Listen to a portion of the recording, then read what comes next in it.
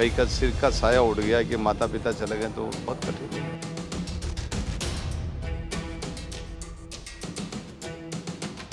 जिस पर टेंडर हो जाना चाहिए था, वर्क ऑर्डर होना चाहिए था, एलओई जारी होना चाहिए।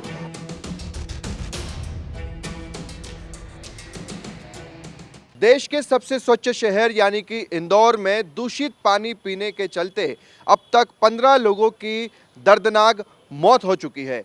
यहाँ पर जो प्रशासन के द्वारा लीपापोती की गई वो भी हम आपको तस्वीर दिखाते हैं। दरअसल बीजेपी के पार्षद कमल बाघेला से जब हमने बातचीत की तो उन्होंने कहा कि 15 मौतें अब तक हो चुकी है और दूसरी सबसे बड़ी बात कि अभी तक हमें उस सिस्टम का पता नहीं चल पाया है जहां से कि लीकेज हुआ था, जहां पर शुद्ध पानी में नर्मदा पाइपलाइन में दूषित पानी मिला था, सीवेज का पानी मिला था। अब ये जो तस्वीर आप देख रहे हैं ये पाइपलाइन जा रही है और यहाँ पर जो बताया गया, चूँकि ये जगह जो है वो भागीरथपुरा का पुलिस चौकी है और इस पुलिस चौकी का ये वॉशरूम है और इस वॉशरूम से लीकेज हुआ जो कि इस पाइपलाइन में जाकर मिल गया और पानी अशुद्ध हो गया, दूषित हो गया। उसके बाद यही दूषित पानी लोग पीते रहे।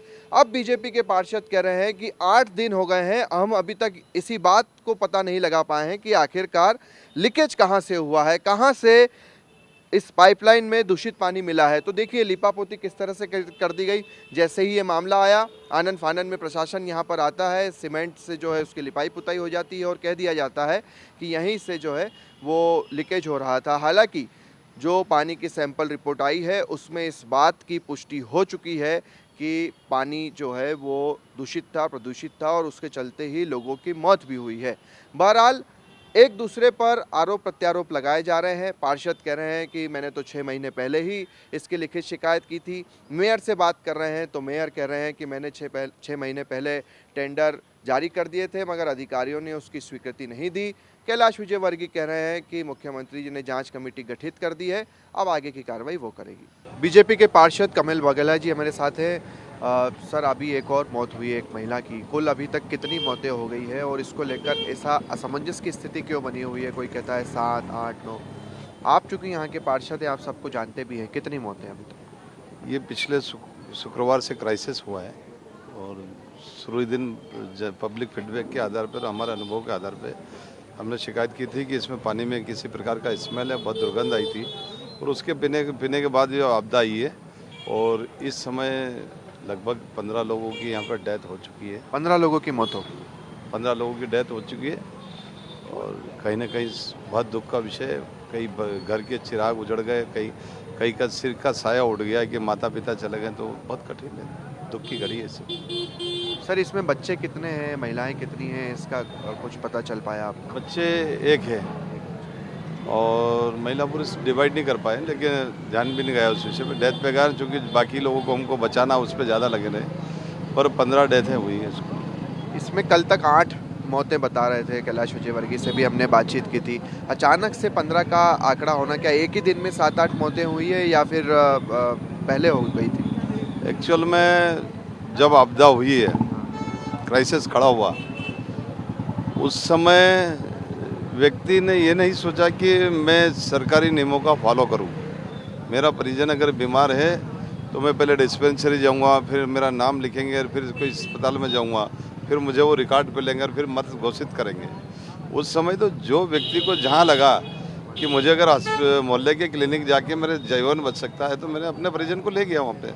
कोई को लगा कि मैं हॉस्पिटल में दूसरी जगह पर्सनली ले जाऊँ और मैं प्रायोरिटी होती है व्यक्ति का अपना व्यक्ति बचाना, तो वो अपने अपने स्तर पर लोग ले गए और इस प्रकार से डेथें हुई है। और चूँकि हम लोग यहीं रहते हैं, प्रशासन अपनी जगह, स्वास्थ्य विभाग अपनी जगह, कि उनके जो हॉस्पिटल में भर्ती हुए उनको उनने डेथ मानी, लेकिन मोरे मोहल्ले से जो लोग कम हुए मेरे लिए वो डेथ है। स्वास्थ्य विभाग के अलग उनकी अपनी मर्यादा है कि उनके पास जो आएगा। जिम्मेदार कौन इन मौतों का और उन पर क्या कार्रवाई होनी चाहिए? देखा जाए तो देखो ये बहुत बड़ा क्राइसिस है और आपदा है। मैंने शुरुआत में बोला है कि 8 दिन पूर्व एक अलग प्रकार की स्मेल वाला पानी आया था, या तो क्लोरीन ज़्यादा हुआ है या कुछ भी हुआ है, और 8 दिन से यहाँ लगातार कोशिश कर रहे हैं कि मिले, लेकिन कोई ऐसा लीकेज, सीपेज या ड्रेनेज मिले ऐसा कुछ भी नहीं मिला अभी भी। और अभी भी पानी जो दूषित ही आ रहा है यहाँ पर। जो पानी हमारे आता है इसको हम फीडरमैन लाइन बोलते हैं कि नर्मदा का पानी जो टंकी के अंदर भराता है वो लाइन पे कहीं से आया है। अच्छा, जो रिपोर्ट आई है सर, उसमें तो वही मलमूत्र की पुष्टि हुई है कि वो मिला हुआ आया है, उसी से हैजा हुआ है। मैं यहाँ जब पार्षद बना था 3.5 साल पहले, तो हमने एक लगातार कोशिश कर रहे थे, और मैंने कहा था, और अभी भी स्थितियाँ हैं कि 100% क्षेत्र में ड्रेनेज लाइन, नर्मदा लाइन और सड़कें खराब थी, पूरा सिस्टम कोलैप्स था, इंफ्रास्ट्रक्चर खतरनाक स्थिति में था।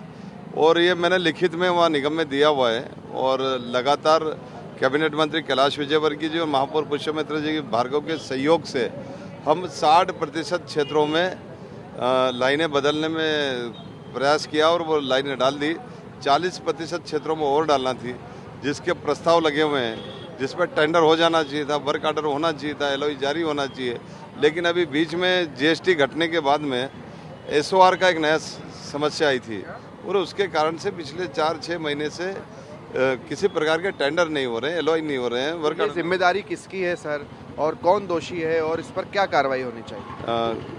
जो लेट लतीफ़ी कार्यों को लेकर, तो मैंने सीएम को पत्र भी लिखा है, सीएम से मैं मिला भी हूँ, और उस पर कार्रवाई करने का। आप नाम लीजिए, कौन दोषी है, कौन अधिकारी? सिस्टम में कोई एक व्यक्ति नहीं होता है।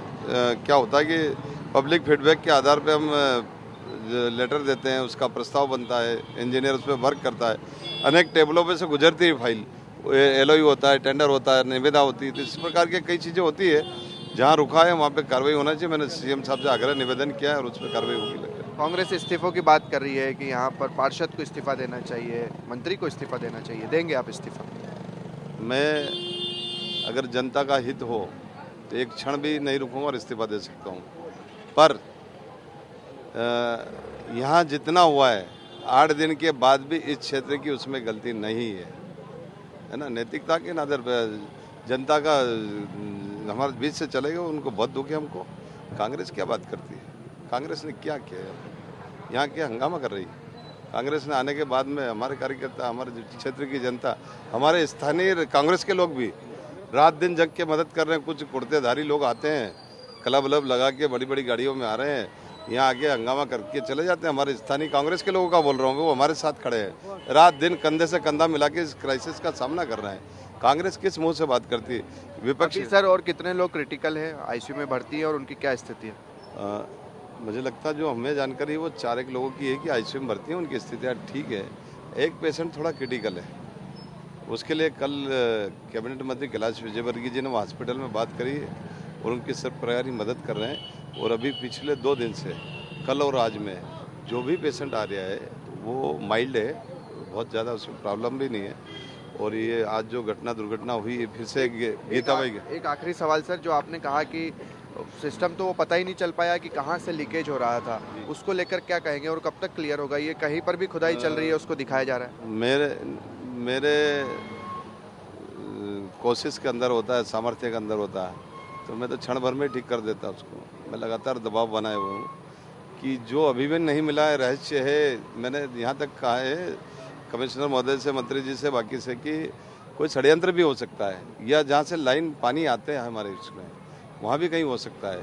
अभी तक ये 8 दिन हो गए, पूरा चप्पा छान मारा, छील डाला है, उसको कोट डाला है, कहीं भी एक भी जगह नहीं मिला। हमारे सिस्टम ठीक था, तो इसलिए कोई क्राइसिस नहीं खड़ा हुआ है। ये उसके कारण नहीं है, ऐसा मेरा मानना है। अगर निकलेगा तो हम उसको भी स्वीकार कर लेंगे। चलिए, तो कई बड़ी बातें इस पूरी बातचीत से निकली है, जैसे कि 15 लोगों की अब तक मौत हो चुकी है। दूसरी बड़ी बात जो बीजेपी के पार्षद कह रहे हैं कि अभी तक वो सिस्टम ही नहीं पता चल पाया है जहां से ये पूरा की पूरा सीवेज का पानी जो है वो पाइपलाइन में मिल रहा था, उस लीकेज को अभी तक पकड़ में नहीं पाया है। बहरहाल मौतों का आंकड़ा लगातार बढ़ रहा है। एक और शख्स ऐसे हैं जो इस वक्त ज़िंदगी और मौत की लड़ाई के बीच है। फिलहाल बीजेपी के पार्षद ये भी कह रहे हैं कि अगर उन्हें इस्तीफा देना पड़ा तो वो इसके लिए भी तैयार है। कैमरा पर्सन मुकेश के साथ शुभम गुप्ता, टी9 भारतवर्ष, इंदौर।